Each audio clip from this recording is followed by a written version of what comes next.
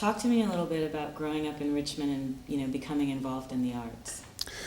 Well, growing up in Richmond, as I said before, I grew in Churchill, and my involvement there was with a lot of kids who I would draw cartoons and so forth before we got into it that way, I suppose.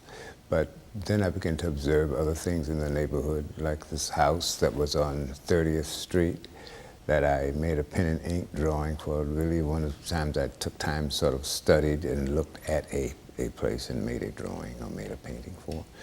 And then meeting other people around who did draw. Sometimes you just kind of drew when you had free time, and it was a kind of a mellow type of thing, but most of the time it was very quiet and personal type of thing that you did. Didn't do it in groups.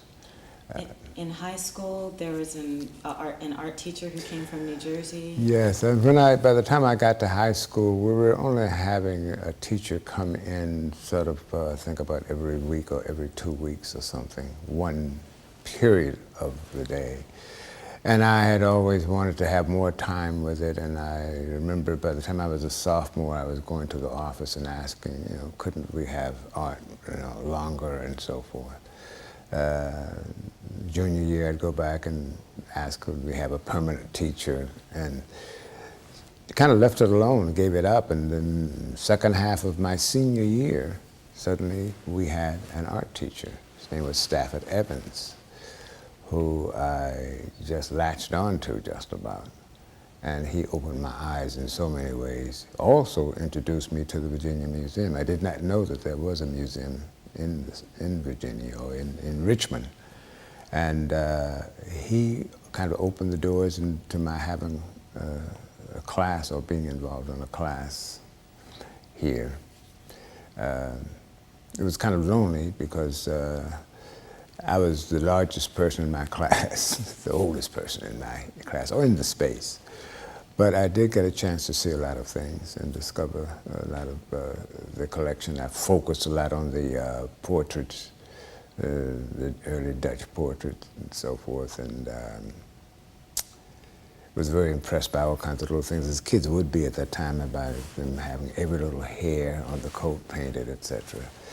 But did discover also abstract art by, happened to pass by, in order to see the portraits, I had to pass by this thing on the wall, which was actually now I know to be by Feininger, Andre Feininger. And it was just a bunch of prisms and lines and so forth. But one day, catching the bus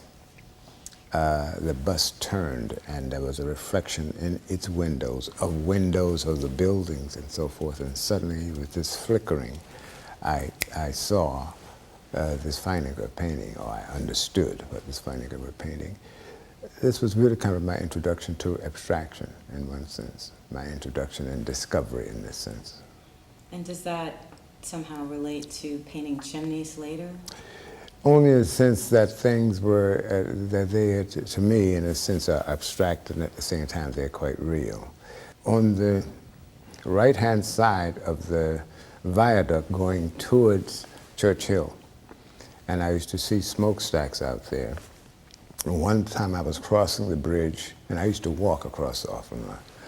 I remember it was becoming dusk, and I saw these smokestacks, and I referred to them as still whispering, because I always thought of at a certain time of day you could see them billowing with smoke, and they were busy, and they were all, it was such a serene, quiet thing, and such a noble thing, the silhouette of these. They begin to have personalities almost, and character.